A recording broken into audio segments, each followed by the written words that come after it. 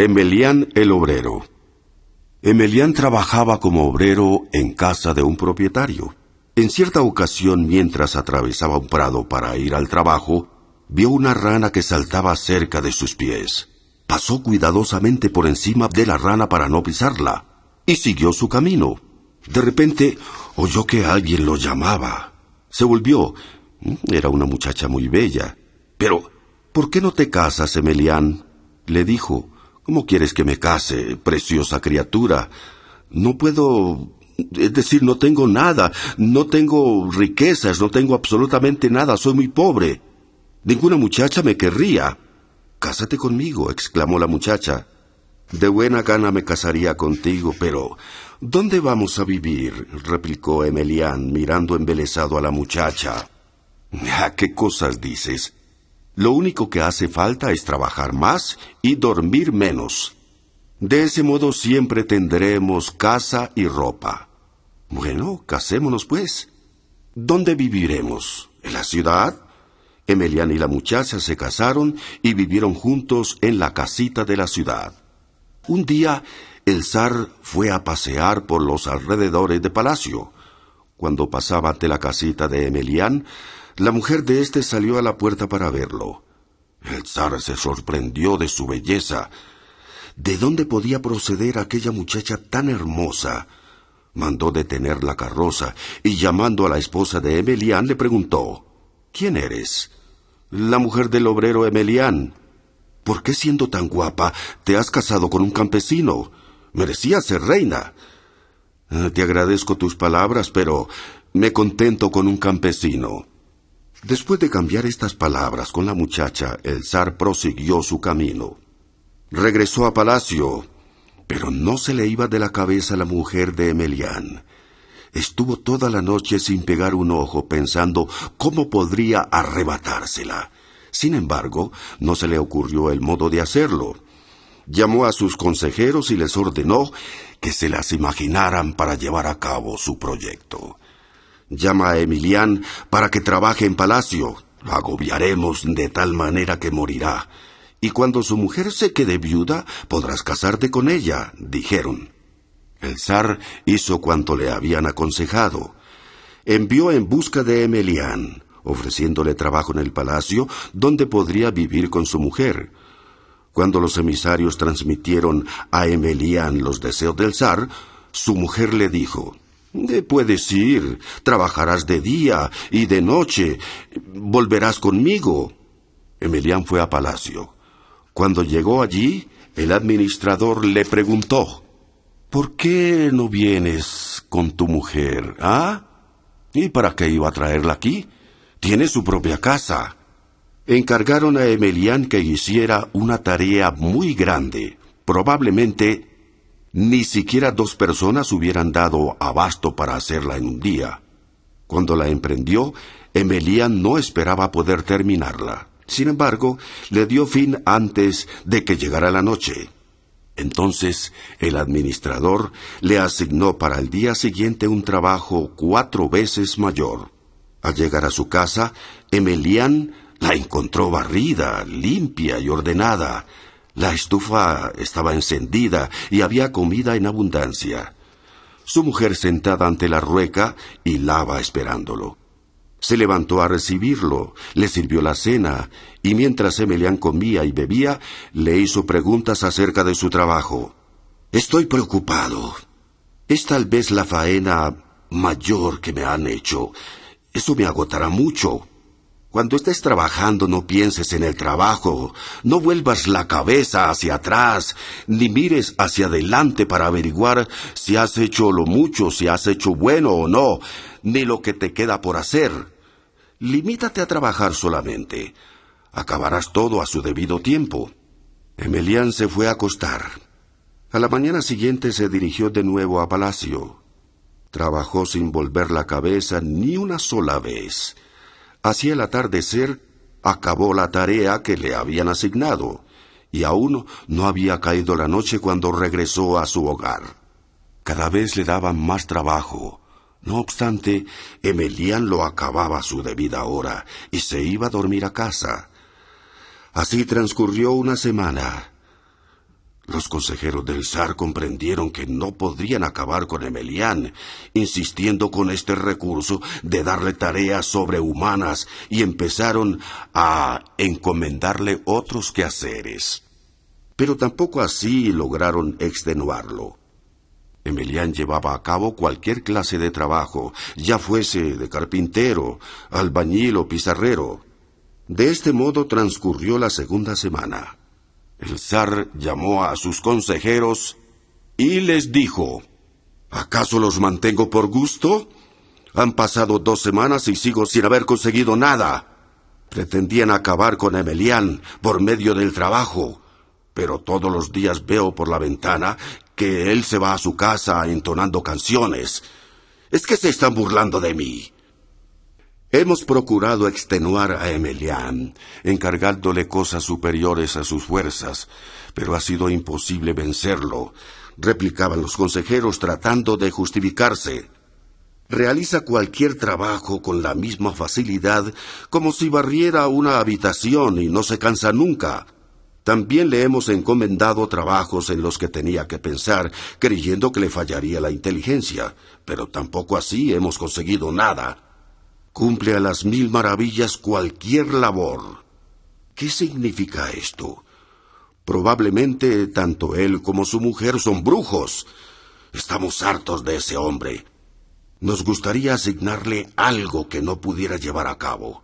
Llámalo y ordénale que construya frente al palacio una catedral en un solo día. Si no lo hace, podrás cortarle la cabeza por desobediencia.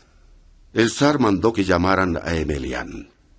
Te ordeno que construyas una catedral en la plaza frente al palacio y que esté terminada mañana por la noche. Te recompensaré si la construyes, pero te mataré si no lo haces. Después de escuchar las palabras del zar, Emelián se dirigió a su casa. Ahora sí que ha llegado mi último momento, pensó por el camino. Prepárate, mujer, es preciso que huyamos de esta aldea. De otro modo, estamos perdidos, dijo a su esposa al llegar. ¿Qué es lo que te asusta tanto? ¿Por qué quieres huir? ¿Cómo no voy a tener miedo? El zar me ha ordenado que construya una catedral en un solo día. Me ha amenazado con cortarme la cabeza si no lo hago. No nos queda más remedio que huir, ahora que aún hay tiempo. La mujer de Emelián no hizo caso de estas palabras. El zar tiene muchos soldados. Te prenderían en cualquier sitio al que fueras. No podrás escapar de él. Mientras sea posible es preciso que lo obedezcas. ¿Cómo puedo obedecerle cuando se trata de un trabajo superior a mis fuerzas?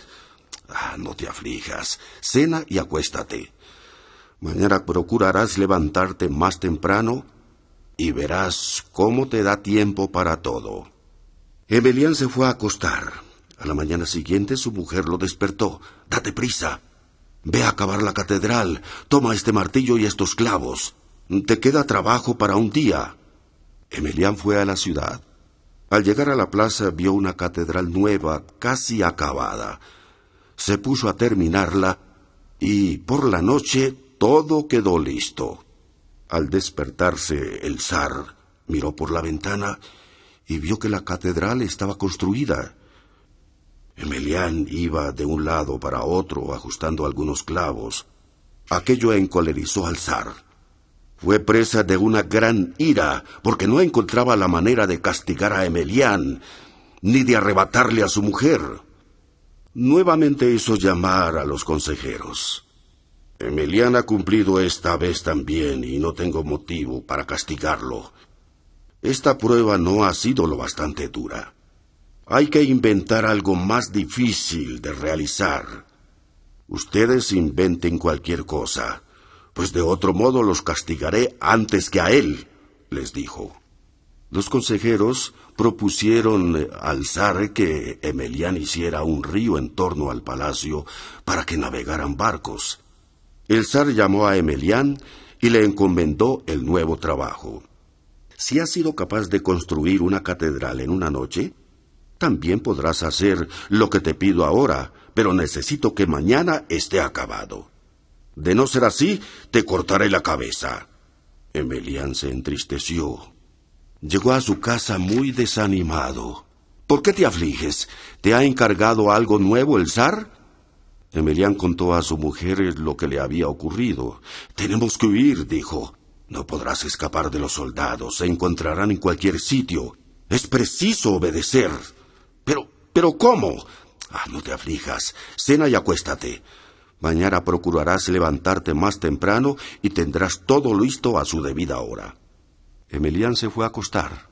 Su mujer lo despertó al amanecer. Vete a palacio. Todo está terminado.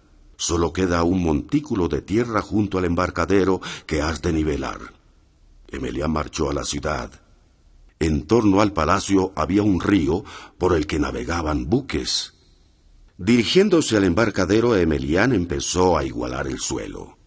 Al despertarse el zar, vio el río por el que navegaban buques y Emelián que nivelaba el suelo. Le indignó mucho no poder castigarlo. No existe ningún problema que no sea capaz de resolver. ¿Y qué hacemos ahora?, pensó. Llamó a sus consejeros y todos juntos se pusieron a meditar. Propongan algo que Emelián no sea capaz de hacer. Ha llevado a cabo todo lo que han pensado ustedes.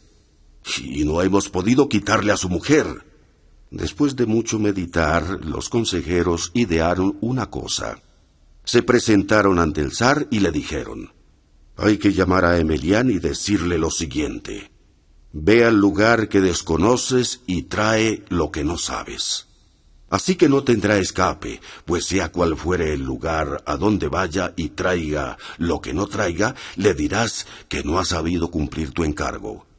Entonces podrás matarlo y tomar a su mujer. Es muy ingenioso lo que iban ideando estos muchachos, exclamó el zar alegrándose, y envió a buscar a Emelián. Vete al lugar que desconoces y tráeme lo que no sabes. Si no lo haces, te cortaré la cabeza. Emelián llegó a su casa y contó a su mujer lo que el zar le había ordenado. Han puesto tu cabeza en peligro, dándole ideas al zar. Ahora es preciso obrar con mucha prudencia, dijo a su esposa. Y después de sumirse en reflexiones, añadió: tienes que ir a casa de nuestra abuelita, la madre de los campesinos y de los soldados, a pedirle misericordia. Ella te dará una cosa y volverás directamente a palacio. Yo estaré allí, porque esta vez no podré librarme de ellos. Me tomarán por la fuerza, pero no he podido quedarme mucho tiempo. Si cumples todo lo que te ordene, la abuelita, no tardarás en recuperarme. La mujer preparó las cosas de Emelián y le dio una alforja y un huso. En cuanto le entregues esto a la abuelita, sabrá que eres mi marido. Indicó a Emelián el camino que debía seguir. En cuanto él salió de la ciudad, se encontró con un regimiento de soldados que hacía la instrucción. Emelián se detuvo a mirarlos. Al cabo de un rato, los soldados se sentaron a descansar. Emelián se acercó a ellos y les preguntó: ¿podrían decirme cómo de ir al lugar que desconozco y cómo de traer lo que no sé? Al oír estas palabras, los soldados se sorprendieron. ¿Quién te ha mandado a buscar eso? El zar. Desde que somos soldados siempre vamos al lugar que desconocemos, pero jamás lo encontramos. No podemos ayudarte. Emelián permaneció un rato en compañía de los soldados y luego prosiguió la marcha. Caminó largo tiempo y llegó finalmente a un bosque. Allí había una pequeña choza en la que una viejecita, la madre de los campesinos y de los soldados, estaba bailando. La anciana lloraba, y en lugar de mojarse los dedos con saliva, se los mojaba con lágrimas. ¿A qué vienes?, dijo la viejita al reparar a Emelián. Este le entregó el huso y le dijo que se lo enviaba a su mujer. La anciana se dulcificó con el acto e hizo a Emelián una serie de preguntas. Él le contó toda su vida, cómo se había casado y cómo se había trasladado a vivir a la ciudad donde el zar le hizo cumplir arduas tareas en palacio. Le contó asimismo que había construido una catedral y que había hecho un río por el que navegaban buques en torno a palacio. Por último, el zar le ordenó ir al lugar que desconocía para traerle lo que no sabía. La vieja lo escuchó en silencio y dejó de llorar. Por lo visto ha llegado el plazo, masculló, como hablando consigo misma. Siéntate y come algo, hijo mío, añadió dirigiéndose a Emelián. Cuando Emelián terminó de comer, la vieja dijo las siguientes palabras. Toma este balón, échalo a rodar y síguelo hasta que llegue a la orilla del mar. Verás entonces una gran ciudad. Entra en ella y ve a pasar la noche. Allí encontrarás lo que necesitas. ¿Y cómo lo reconoceré, abuelita? Cuando veas algo que la gente escucha con más interés que a sus propios padres, tómalo y llévaselo al zar. Te dirá que no es eso lo que necesitaba. Entonces le contarás. Si no es eso, hay que romperlo, y empezarás a darle golpes. Lo romperás y lo arrojarás al agua. Eso bastará para rescatar a tu mujer y enjugar mis lágrimas. Después de despedirse de la abuela, Emelián dio impulso al balón. Este rodó y lo condujo a orilla del mar. Allí había una gran ciudad y en las afueras una casa muy alta. Emelián pidió permiso para pernoctar. Accedieron. A la mañana siguiente, Emelián se despertó al oír que el padre de la familia se había levantado y llamado a su hijo para que fuera a cortar leña. Este no quería obedecer. Todavía es pronto. Aún hay tiempo. Después, Emelián oyó a la madre que, tendida sobre la estufa, decía al muchacho, «Vete, hijo mío, que a tu padre le duelen los huesos. ¿Consentirías que fuera él? Ya es hora de ir, obedéceme». Dando media vuelta, el hijo se volvió a dormir. Al poco rato, resonó un ruido en la calle. Entonces, el joven se puso en pie de un salto, se vistió presurosamente y salió. Emelián se levantó también y corrió en pos de él para averiguar cuál era el ruido que le había obligado a levantarse. Vio a un hombre que avanzaba por la calle.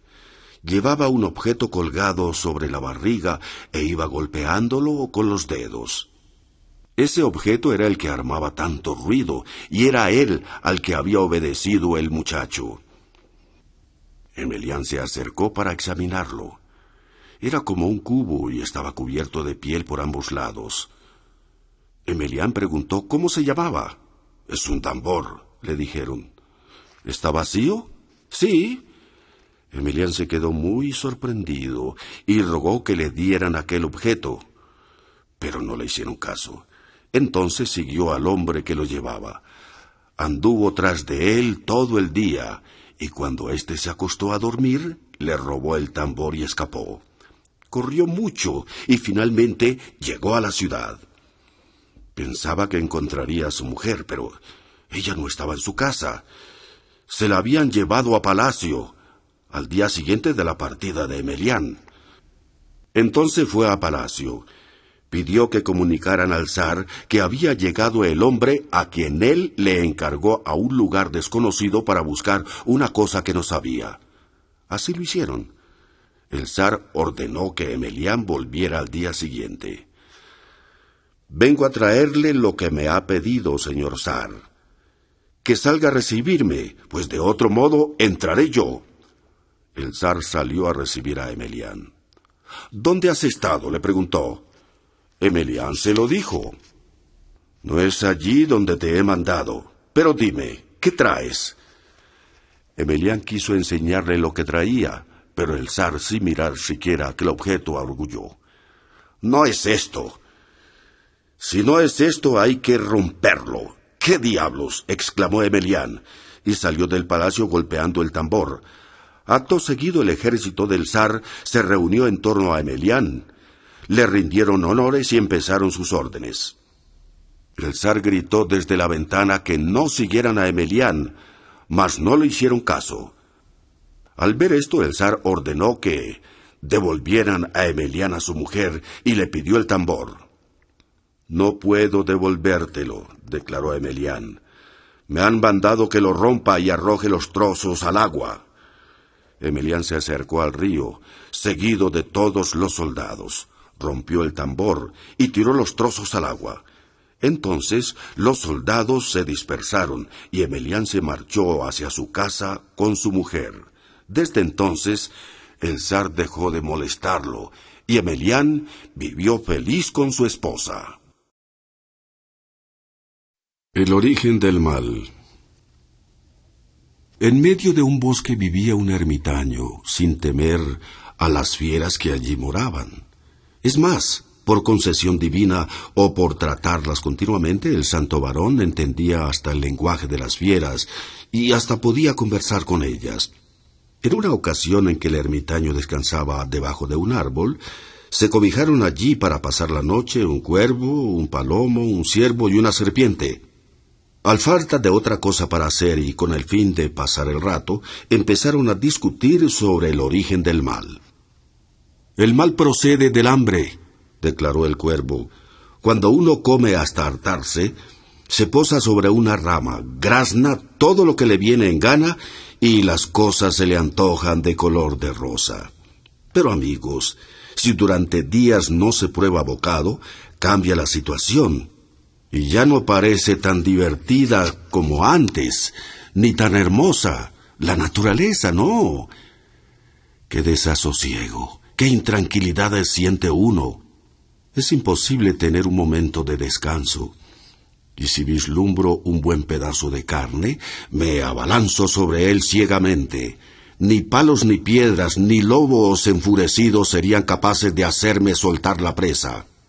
¿Cuántos perecemos como víctimas del hambre? No cabe duda de que el hambre es el origen del mal». El palomo se creyó obligado a intervenir apenas el cuervo hubo cerrado el pico.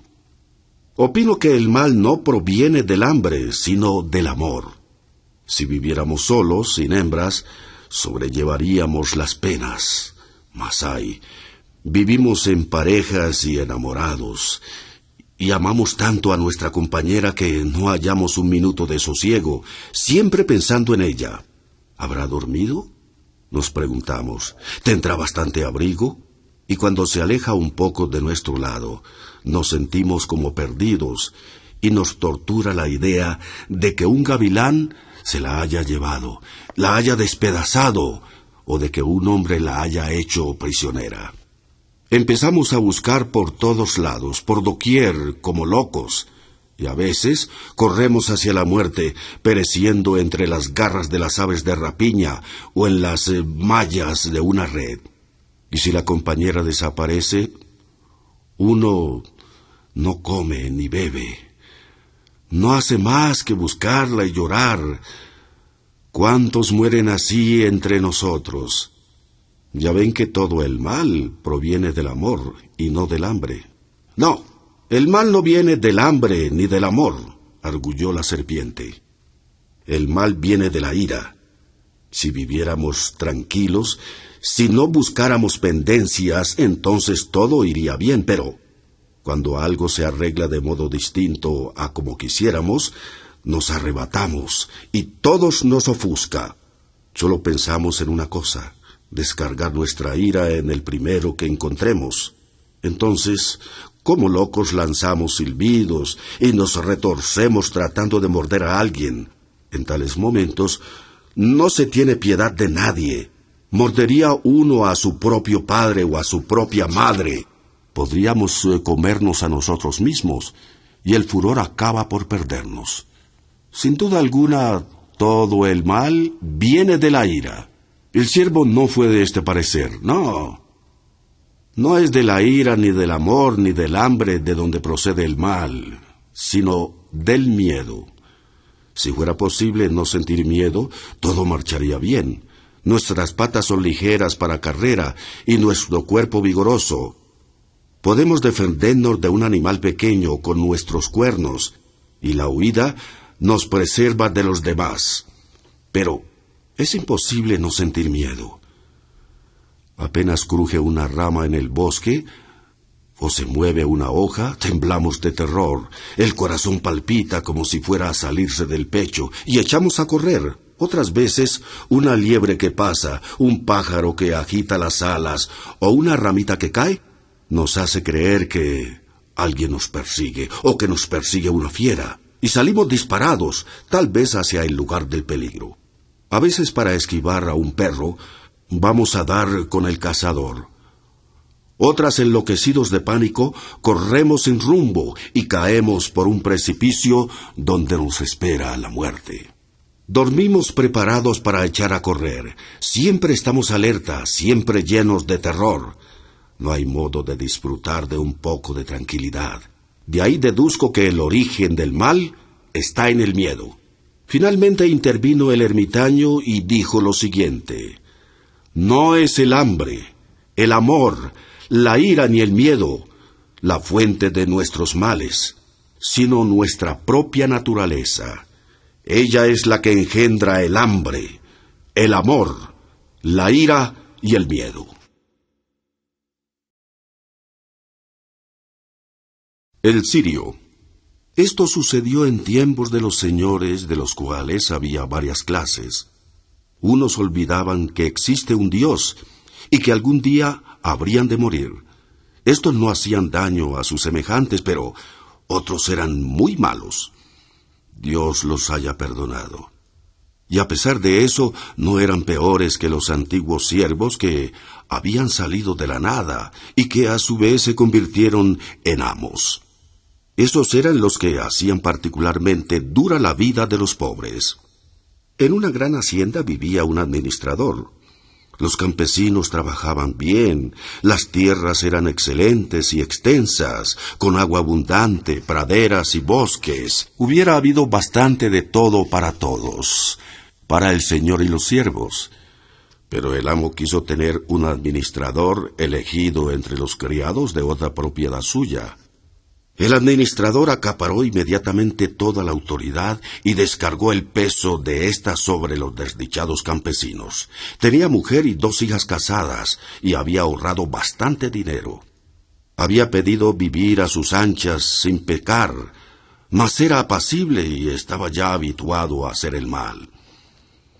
Empezó por recargar sin razón alguna el trabajo de los aldeanos, y los tenía atemorizados a todos, hombres y mujeres. Mandó construir una fábrica de ladrillos y vendió los productos de ésta en beneficio propio. Los campesinos fueron a Moscú para presentar una queja al señor, pero éste no hizo caso. Los despidió con cajas destempladas y dijo a su administrador que procediese como le diera la gana. El administrador se enteró de que los campesinos habían ido a quejarse de él y se propuso vengarse. Desde entonces, la vida de los infelices campesinos se volvió insoportable. Había entre ellos algunos traidores que denunciaban a los demás para perjudicarlos. Así que creó una gran confusión entre todos y la ira del administrador llegó a su grado máximo. Cuanto más tiempo pasaba, más grave se hacía la situación. Los campesinos se pusieron de acuerdo y parecían dispuestos a todo antes de la llegada del administrador. Cuando él apareció, montado a caballo, se ensañó con los campesinos porque no cortaran las ramas a su gusto. Además, al ver entre el montón de ramas cortadas un pequeño tilo, gritó: «No he mandado que se corten los tilos. ¿Quién ha hecho eso? Díganlo o los azotaré a todos», vociferó. Empezó a buscar en qué fila de obreros se encontraba el tilo cortado. Acabaron por denunciar a Sidov. Hizo lo mismo con Vasily, con el pretexto de que su montón no era bastante grande. Después se fue.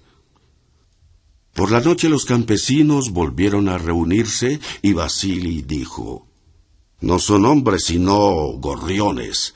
Han gritado: le ajustaremos las cuentas», pero en cuanto apareció se quedaron pasmados.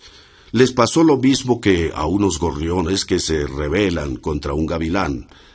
«Nada de acobardarse, nada de retroceder», dicen. Pero al verlo, nadie se atreve a respirar. Entonces el gavilán se apodera del que quiere y se lo lleva.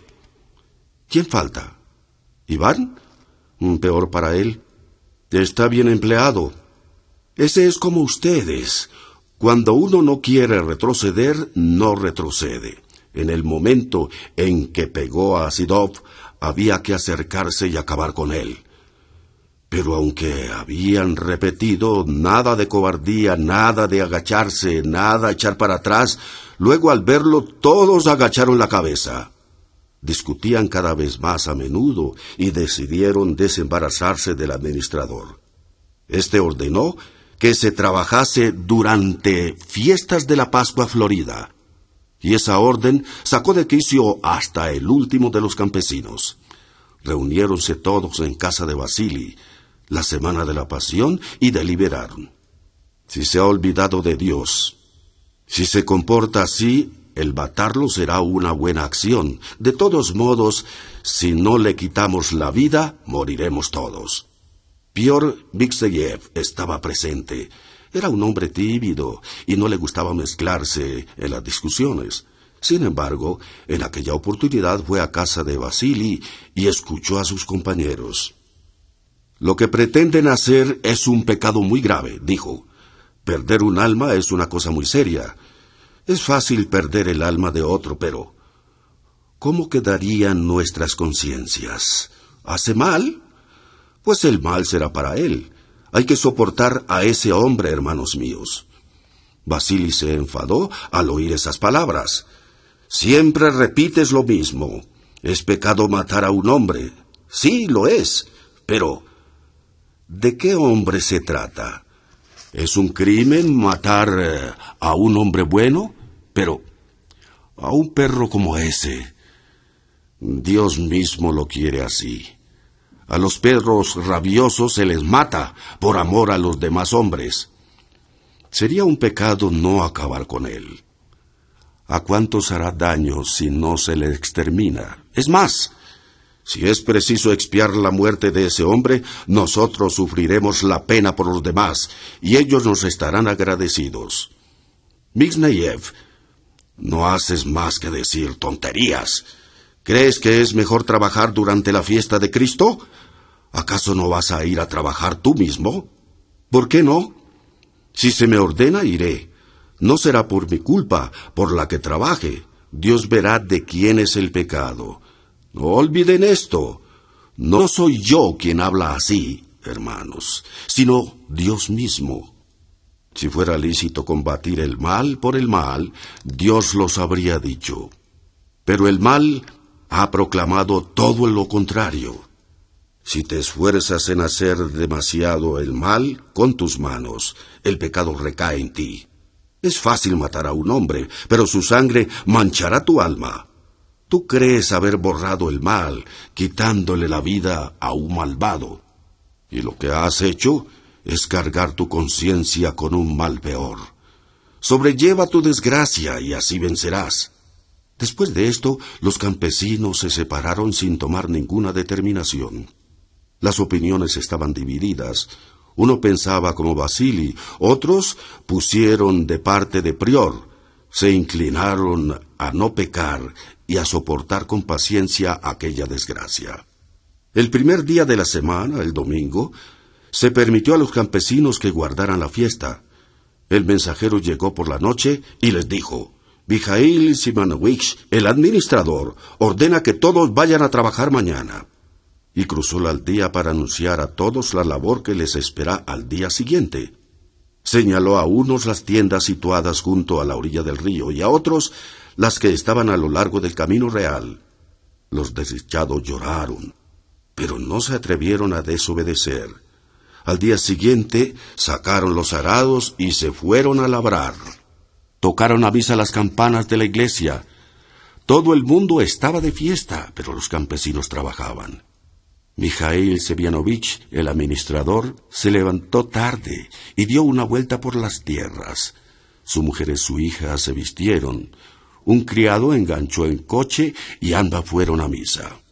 Cuando regresaron, un criado preparó el samovar. Mijail Semyonovich volvió también para tomar el té.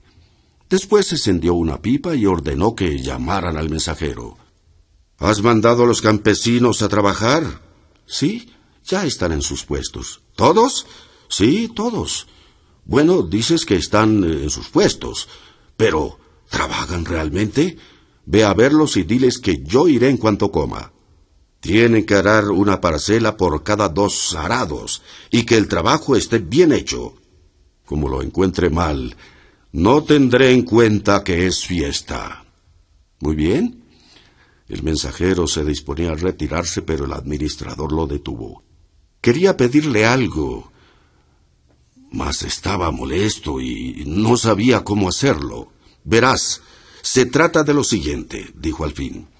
Quiero que escuches lo que hablan de mí esos bribones y que te fijes bien en quiénes son los que profieren amenazas contra mí. Has de repetirme cuando digan: preferirían estar siempre tumbados a la Bartola, comer y divertirse. Eso es lo único que les gusta.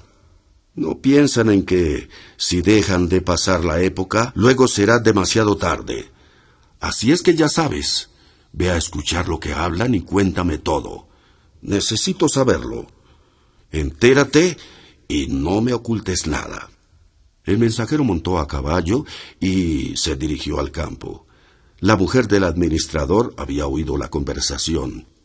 En cuanto el mensajero se hubo marchado, se acercó a su marido para dirigirle un ruego. Era muy dulce y tenía buen corazón.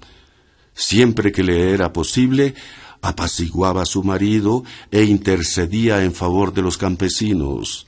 Querido mío, por el gran día que es hoy, por la fiesta de nuestro Señor, no peques. No los obligues a trabajar a los campesinos. Te pido en nombre de Cristo. Mijael Sivianovich no hizo caso del ruego de su esposa. Se echó a reír cínicamente diciendo: por lo visto hace mucho que no has sentido el látigo en tu cuero cuando te atreves a hablarme de este modo. Esto no te incumbe para nada. Mijael, querido mío, he tenido un sueño que se refiere a ti, un mal sueño. Hazme caso, no obligues a trabajar a los campesinos. Probablemente tienes mucha grasa y te figuras que el látigo no te va a hacer daño. Ten cuidado, ten mucho cuidado. El administrador, enfadado, echó con cajas destempladas a su mujer, no sin antes ordenarle que sirviera la comida.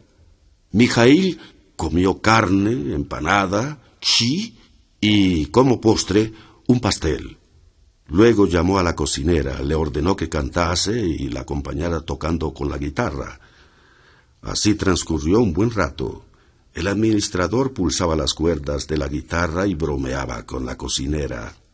En eso entró el mensajero y, tras saludar, dio cuenta de lo que sucedía. Bueno, ¿qué? ¿Se trabaja? ¿Acabarán las tareas? Ya han hecho la mitad. ¿Y está bien?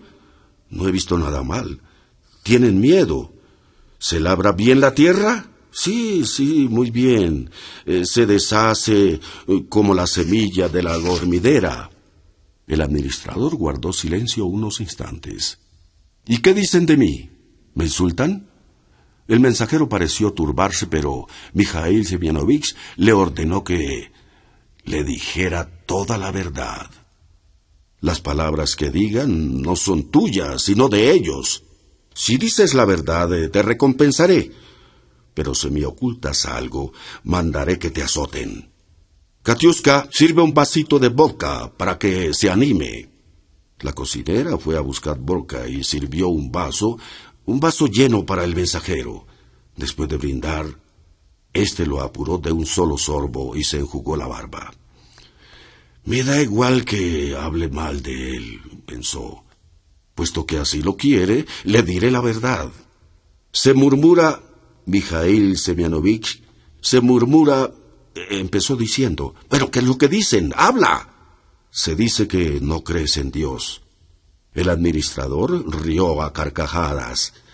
¿Qué has dicho? O mejor dicho, ¿quién ha dicho eso? Todos. Se dice también que tienes trato con el diablo. Mijail rió con mejor gana.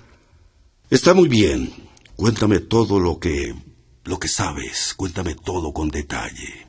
Dime, ¿quién habla así? ¿Qué dice Vasily? El mensajero no le gustaba hablar mal del prójimo, pero hacía tiempo que estaba disgustado con Vasily. Vasily es el que grita más, pero ¿Qué es lo que dice? Bueno, me da miedo repetirlo. Dice que morirá en la impenitencia. Ah, muy bien. ¿Y por qué espera tanto para matarme? ¿Acaso tiene los brazos demasiado cortos? Está bien, Vasili, ya tendrás tu merecido.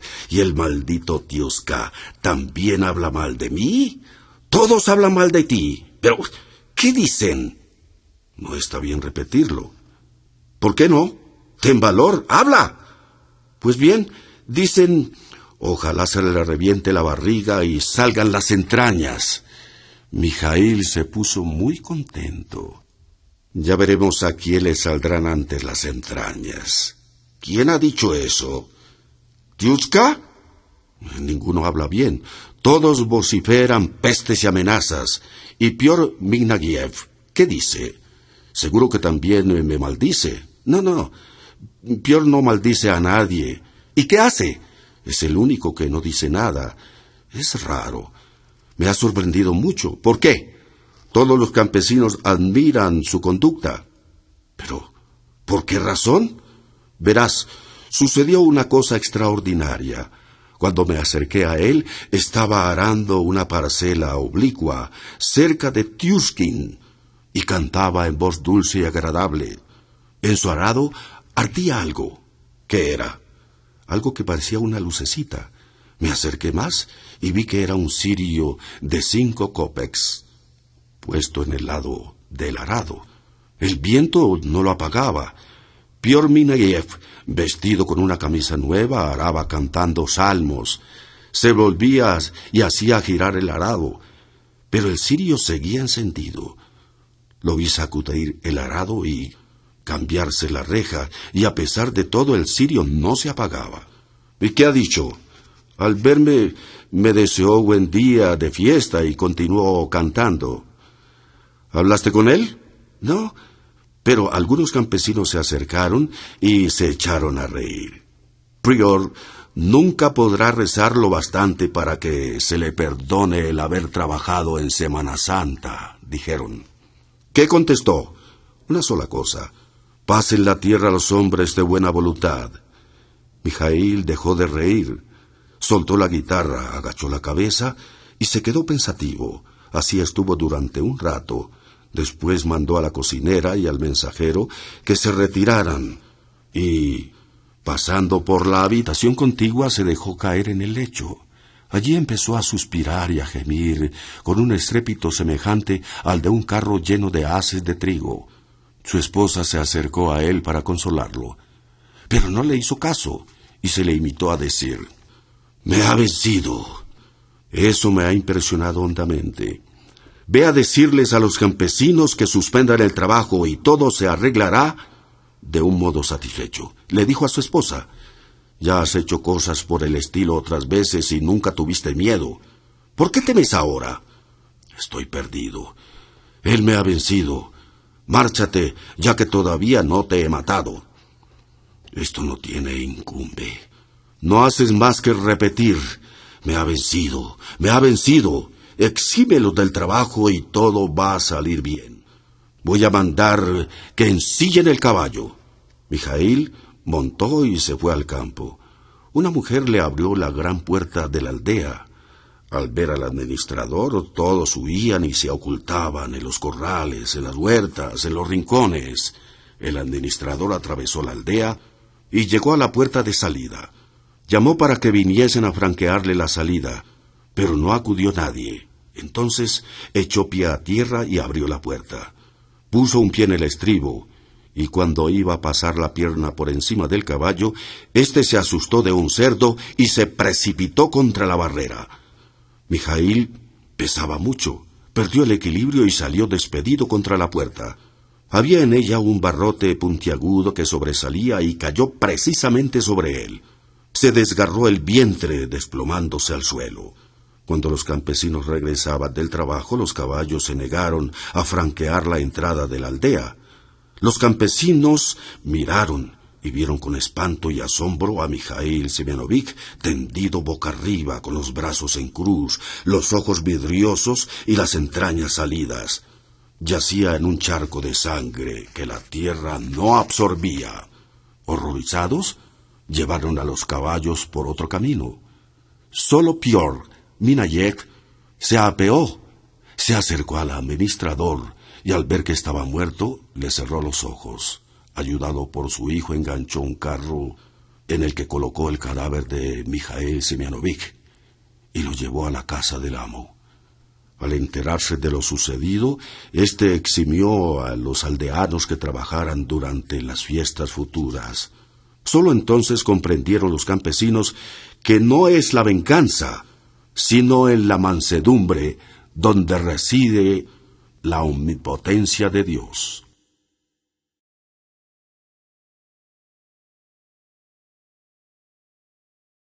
El primer destilador.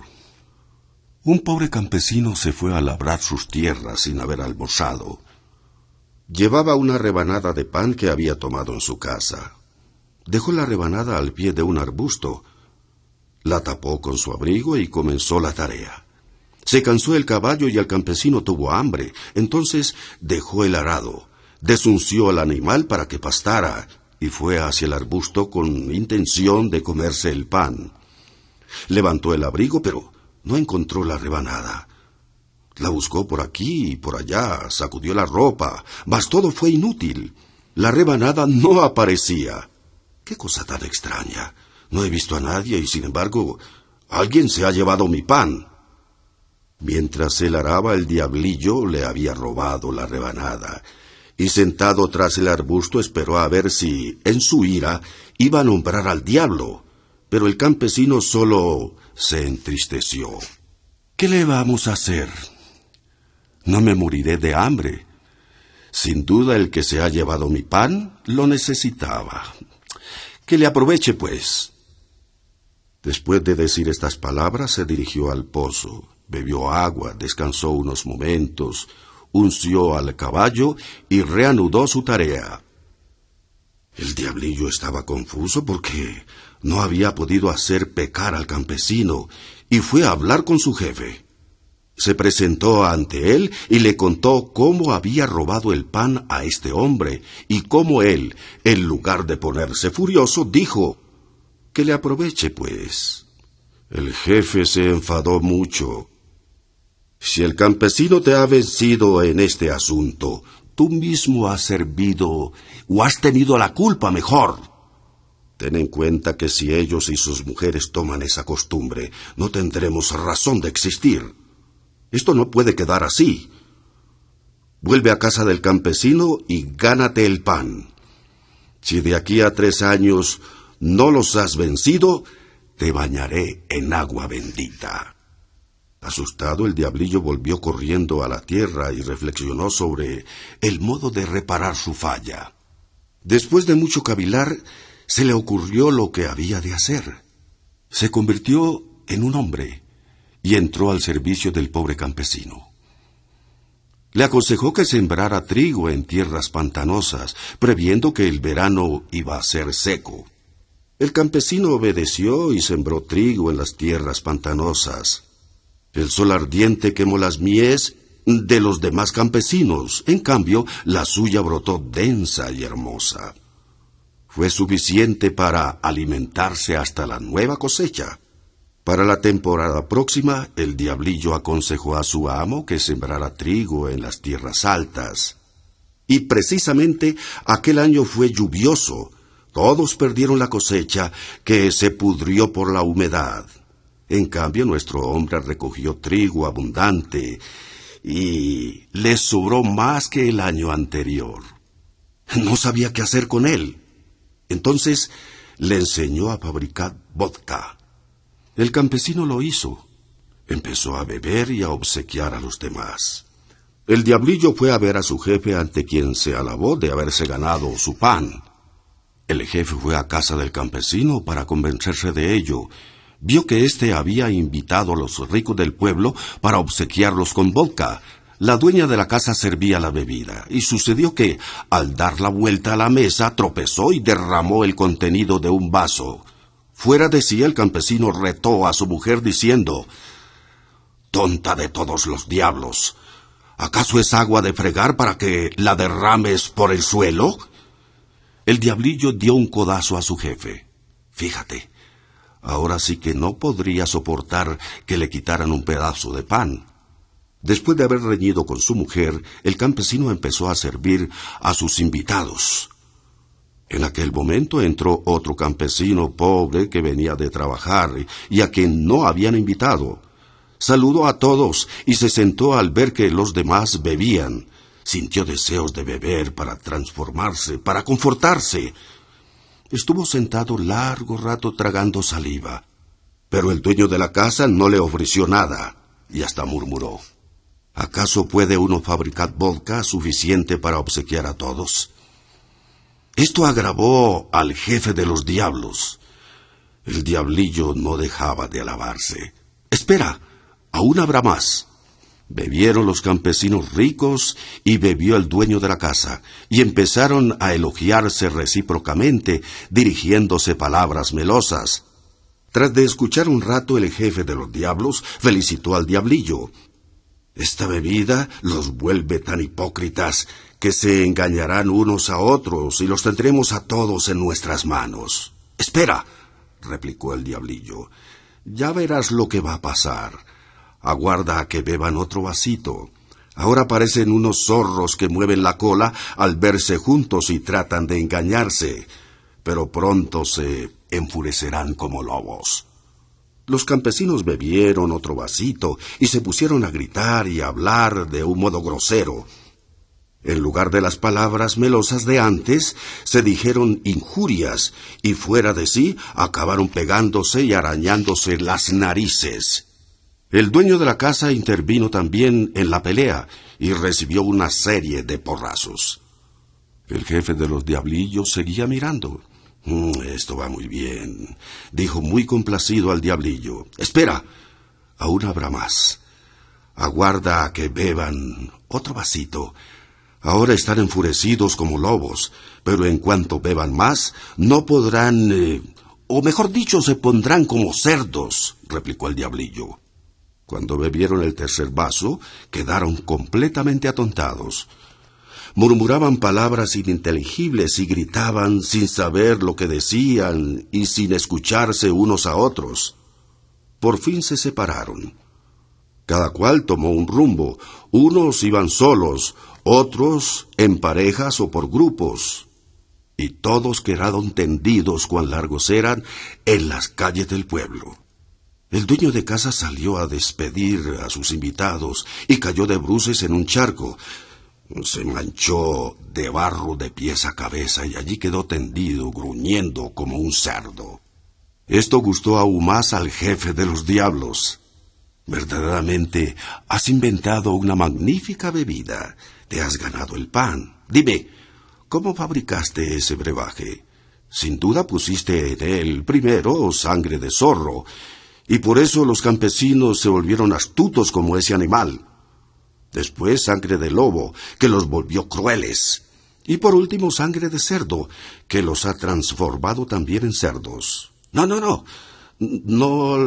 lo he hecho así, declaró el diablillo. Me he limitado a hacer que ese campesino tuviera trigo de sobra. La sangre de esas fieras ha estado siempre en el hombre, pero no se ha manifestado mientras no alcanzaba el trigo. Entonces era cuando el campesino no se lamentaba de haber perdido su último mendrugo. En cambio, en cuanto empezó a tener trigo de sobra, no supo qué hacer para divertirse. Yo le enseñé a beber vodka. Cuando se puso a destilar, convirtiendo el don de Dios en vodka para su placer, se reveló en él la sangre del zorro, del lobo y del cerdo. Ahora lo único que hace falta es que continúe bebiendo y será siempre una fiera. El jefe de los diablos felicitó al diablillo, le perdonó su falta y lo ascendió en jerarquía.